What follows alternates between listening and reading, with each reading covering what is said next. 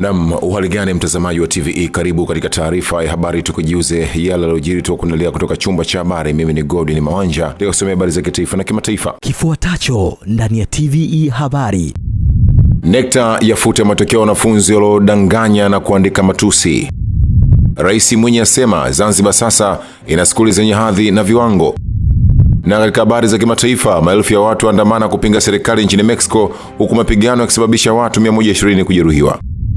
Karibu mtazamaji wa TVE, na moja kwa moja tuanzie na baraza la mtihani Tanzania NECTA limetangaza matokeo ya mtihani wa upimaji wa kitaifa darasa la 4 na kidato cha pili iliyofanyika Oktoba hadi Novemba 2025, ambapo katika matokeo hayo baraza limefuta matokeo ya wanafunzi 41 waliofanya udanganyifu na 8 walioandika matusi kwenye majibu yao katika upimaji wa darasa la 4. Mwandishi wetu Rachel Chacha anatuarifu zaidi. Aidha, baraza hilo pia limefuta matokeo ya wanafunzi 29 waliofanya udanganyifu na 11 walioandika matusi katika upimaji wa kitaifa wa kidato cha pili.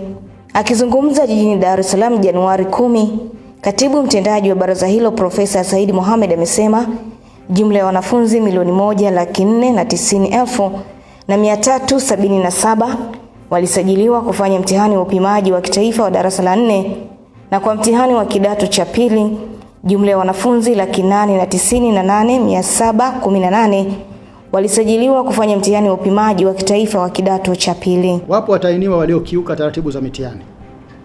Hivyo baraza limefuta matokeo yote ya wanafunzi 41 waliofanya udanganyifu na 8 walioandika matusi kwenye karatasi zao za majibu katika upimaji wa kitaifa darasa la 4.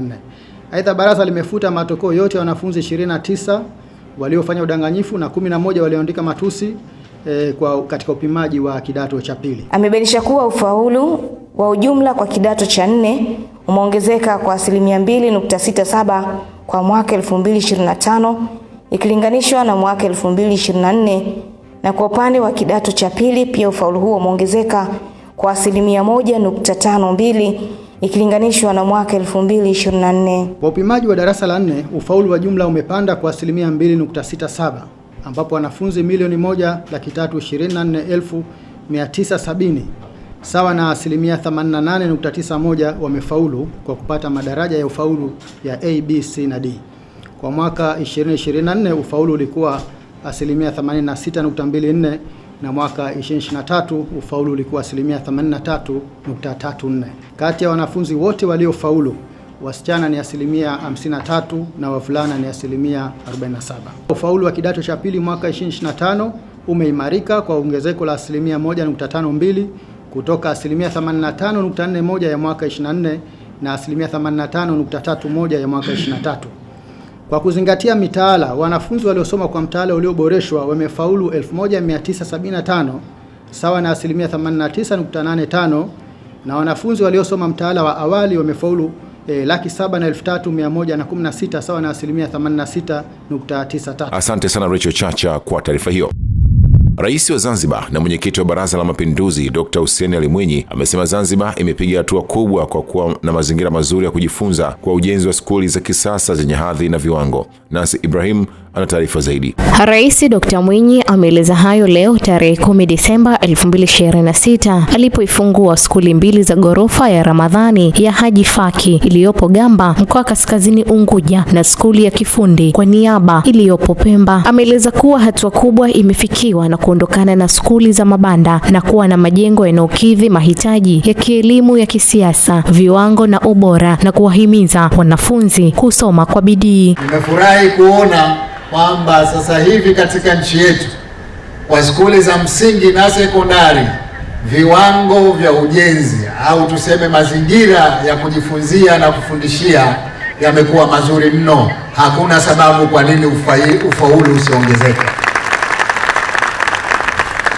Lakini kwa skuli hii kuna jengo la kafeteria kama tulivyoelezwa, kwa maana ya jengo la vijana walimu wao kuweza kupata chakula, lakini kuna jengo la makazi ya walimu ili walimu wawe hapa karibu.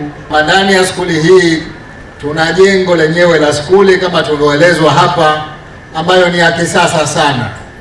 Ndani ya skuli hiyo kuna maabara za sayansi 3 ya biology, ya physics na ya chemistry, lakini vile vile tuna vyumba vya kompyuta, lakini tuna maktaba. Ukiwa na zana kama hizi katika skuli, bila shaka vijana wetu watafanya vizuri zaidi.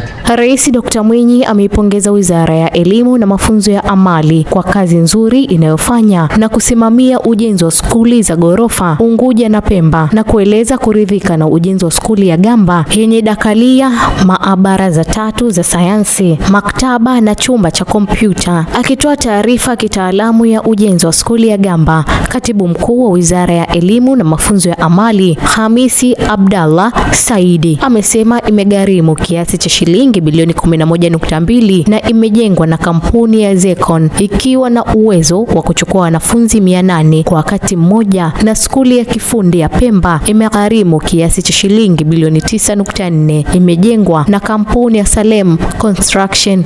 Skuli hizi zimegharimiwa kwa ushirikiano kati ya Benki ya Maendeleo ya Afrika BADEA na Serikali ya Mapinduzi ya Zanzibar.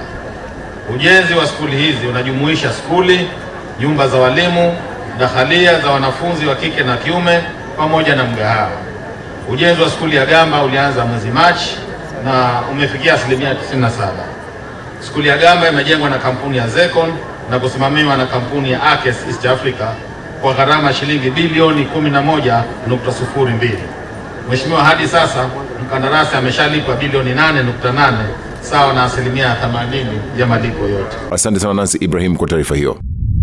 Serikali kupitia Wizara ya Nishati imesema mradi wa uzalishaji umeme kwa nguvu ya jua uliopo Kishapu mkoani Shinyanga upo mbioni kukamilika, ambapo utakuwa na uwezo wa kuzalisha megawati 50 zitakazoingizwa kwenye gridi ya taifa ili kuimarisha upatikanaji wa umeme katika mkoa wa Shinyanga na mikoa jirani. Goodluck Msola ametuandalia taarifa zaidi. Hayo imesemwa na Naibu Waziri wa Nishati Salome Makamba wakati wa ziara yake ya kukagua miradi ya umeme mkoani Shinyanga, ukiwemo mradi wa umeme wa jua Kishapu, mradi wa upanuzi wa kituo cha kupoza umeme cha Ibadakuli pamoja na mradi wa ujenzi wa njia ya kusafirisha umeme kutoka Ibadakuli kwenda mkoa wa Simiyu. Amesema kuwa hadi sasa mradi huo wa umeme wa jua wa Kishapu umefikia zaidi ya asilimia 89 utekelezaji wake na unatarajiwa kukamilika mwishoni mwa mwezi huu, ikiwa ni jitihada kubwa zinazofanywa na serikali za kuhakikisha nchi inakuwa na umeme wa kutosha kwa ajili ya kukuza fursa za kiuchumi na maendeleo endelevu. Miradi hii inapotekelezwa, wanaojenga wakiondoka, wanaobaki kuhakikisha usalama wa miradi hii ni Watanzania wanaoishi kwenye maeneo hayo. Ni lazima waone kwamba wao wamekuwa sehemu ya uendelezaji na ujengwaji wa miradi hii. Akizungumza katika mradi wa upanuzi wa kituo cha kupoza umeme cha Ibadakuli ambao ujenzi wake umefikia asilimia 44.32, Naibu Waziri huyo wa Nishati amesema mradi huo una umuhimu mkubwa kwa kuwa utakuwa na uwezo wa kupeleka umeme katika reli ya kisasa ya SGR pamoja na nchi jirani za Kenya na Uganda. Kwa upande wake, mkuu wa wilaya Kishapu Peter Masindi amesema kukamilika kwa mradi huo kutachochea shughuli za uzalishaji za kiuchumi kwa wananchi wa Kishapu ambao wengi wao wanajishughulisha na kilimo cha pamba ambacho kwa kiasi kikubwa kinahitaji nishati ya umeme kwa ajili ya kufanya uzalishaji. Mradi huu umeanza kutekelezwa toka mwaka 2023 mwishoni na umekuwa na awamu kama 2. Awamu ya kwanza ambayo una megawati 50 kama tulivyoelezwa, na awamu ya pili ambayo tunategemea kuanza mwezi Machi 2026. Hivyo tunategemea kwamba umeme huu utakapokuwa umepata megawati 150 zitasaidia sana uzalishaji wa umeme katika nchi yetu ya Tanzania. Naye kaimu mkurugenzi wa miradi TANESCO mhandisi Franki Nasharo amesema mradi wa ujenzi wa njia ya kusafirisha umeme wa msongo wa kilovoti 220 kutoka Ibadakuli hadi Simiyu umelenga kuimarisha upatikanaji wa umeme katika mkoa wa Simiyu na mikoa jirani, ambapo hadi sasa mradi umefikia asilimia 53 na unatarajiwa kukamilika mwezi Juni mwaka huu. Tumeshafunga transformer na vifaa vingine vinavyohusiana, na sasa hivi tunamalizia kazi za kufunga kabineti, na kuanzia siku ya leo tumeanza kufanya majaribio kwenye baadhi ya vifaa. Kwa hiyo tunatarajia kabla ya mwisho wa mwezi huu wa kwanza tutakamilisha majaribio na umeme utaweza kuingia kwenye gridi ya taifa. Mradi huo umeme wa jua Kishapu unatekelezwa kwa gharama ya shilingi bilioni 323 kwa awamu zote mbili na ulianza rasmi Disemba 2023 na unatarajiwa kukamilika mwishoni mwa mwezi Januari mwaka 2026. Asante sana Goodluck Msola kwa taarifa hiyo.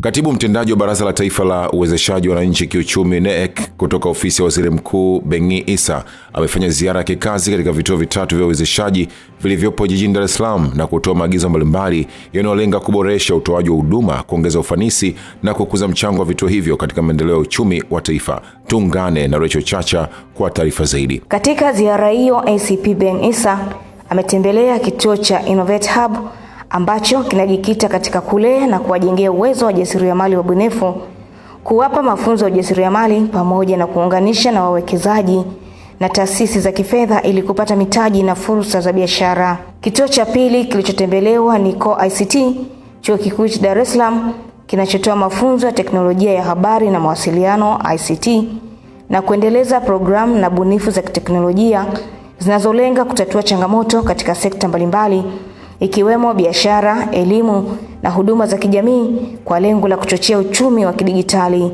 Ziara hiyo amehitimisha katika kituo cha uwezeshaji chenye vitengo mbalimbali vinavyotoa huduma kwa wananchi ikiwemo ushauri wa biashara, mafunzo ya ujasiriamali, uunganishaji na taasisi za mikopo pamoja na kuwezesha upatikanaji wa mitaji kwa wajasiriamali wadogo na wakati. Akizungumza baada ya ziara hiyo, ACP Bengi Issa ametoa maagizo ya maboresho kwa vituo hivyo yakiwemo kuimarisha mifumo ya utoaji wa huduma, kuongeza ubunifu katika programu za uwezeshaji, kuboresha ushirikiano kati ya vituo na taasisi za umma na binafsi, pamoja na kuhakikisha wananchi wengi zaidi wanapata taarifa na kunufaika na huduma zinazotolewa. Mambo ambayo tumekubaliana hapa ambayo wanaweza wakaboresha ni kupata taasisi ya elimu, wapate chuo ambacho kinaweza kikaa hapa, kina makazi hapa, kikasaidia kuwa kinatoa mafunzo mbalimbali kwa wananchi ambao wanahitaji.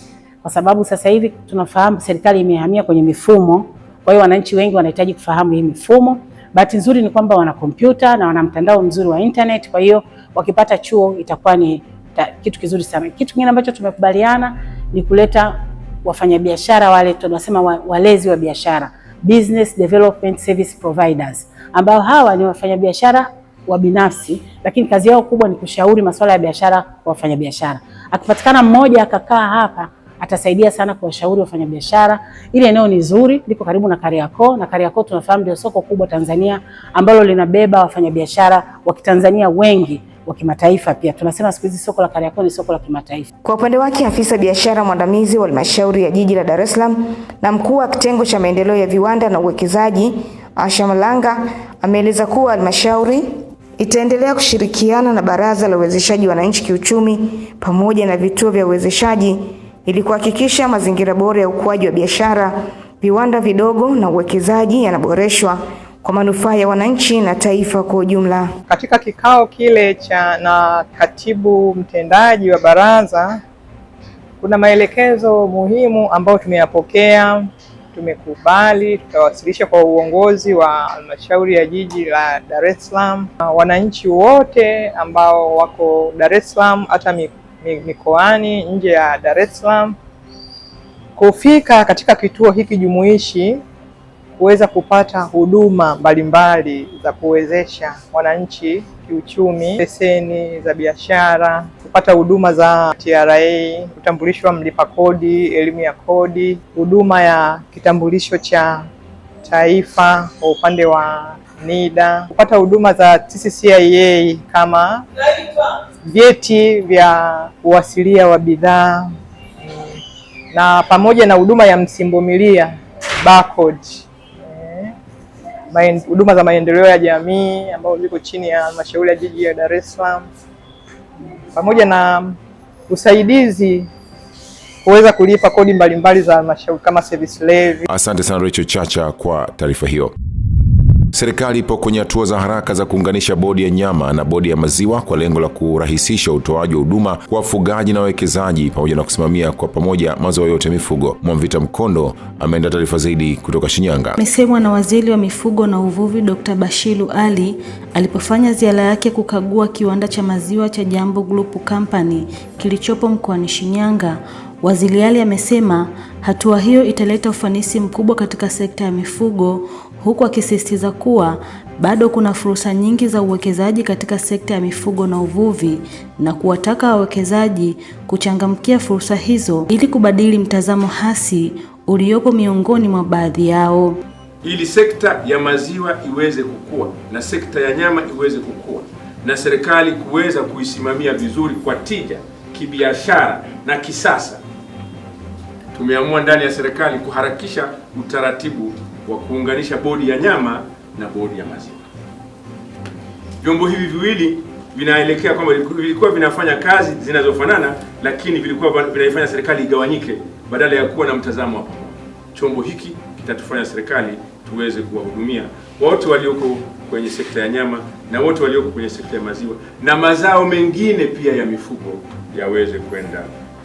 Awali akisoma taarifa ya mradi huo, Hamisi Salumu Hamisi amesema kiwanda cha Jambo Group Company kinazalisha bidhaa bora na salama za maziwa zinazochangia kupunguza tatizo la lishe duni na udumavu hususan kwa watoto. Moja ya nguzo kuu ya uwekezaji wetu ni mradi wa maziwa wenye uwezo wa kuchakata hadi lita 100,000 kwa siku.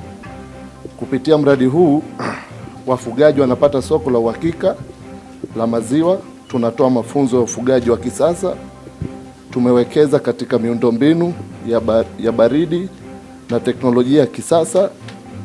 Tunazalisha bidhaa bora na salamu za maziwa zinazosaidia kupunguza lishe duni na udumavu hususan kwa watoto. Sisi Mheshimiwa Waziri, tumeamua kuwekeza kwa makusudi kwamba hatutapata faida leo wala kesho. Tumeweka muda mrefu kusudi watu kwanza waanze kupata soko la maziwa. Halafu uweze kuwaambia watu wafuge ng'ombe za maziwa wakati maziwa yao hayana soko. Kwa sisi tumetangulia tukijua kabisa tutapata shida miaka 5-6, umeelewa, lakini baadaye tutakwenda vizuri. Kwa upande wake, mkuu wa mkoa wa Shinyanga Mboni Muhita amesema uwekezaji wa viwanda umekuwa chachu muhimu ya kukuza uchumi wa mkoa huo na kuahidi kuendelea kuwaunga mkono wa wawekezaji wa ndani kwa kurahisisha taratibu zote zinazolenga kuongeza ufanisi wa shughuli zao. Kwa uwepo wa viwanda vya mwekezaji wetu huyu kaka yangu Salumu, hakika ameweza kuwa chachu kubwa ya kuimarisha na kuinua uchumi ndani ya mkoa wa Shinyanga. Amejitahidi sana kwenye swala ambalo Mheshimiwa Rais wa Jamhuri ya Muungano wa Tanzania Mheshimiwa Daktari Samia Suluhu Hassan analizungumza kila siku. Local content. Tukiangalia bidhaa zote ambazo zinazalishwa hapa zina mzunguko wa thamani ambao unaenda kumgusa Mtanzania moja kwa moja. Kama ni juisi ya maembe, sosi ya maembe inapatikana atakwambia. Kwa lugha nyingine ni kwamba wale wakulima wa maembe wamekuza, wamepata. Lakini wakati huo huo pia kwa maelezo ambayo tumeyapata utaona wao kwa teknolojia waliokuwa nayo hapa, hata kipindi ambacho mazao yale yanashamiri kwa wingi, thamani inashuka, wananunua. Na kipindi kile ambacho kuna uhaba, bado bidhaa zinazotokana na matunda na bidhaa mbalimbali kutoka kwenye maeneo yetu zinaendelea kupatikana kutokana na teknolojia ambayo amepata. Asante sana Mwamvita Mkondo kwa taarifa hiyo.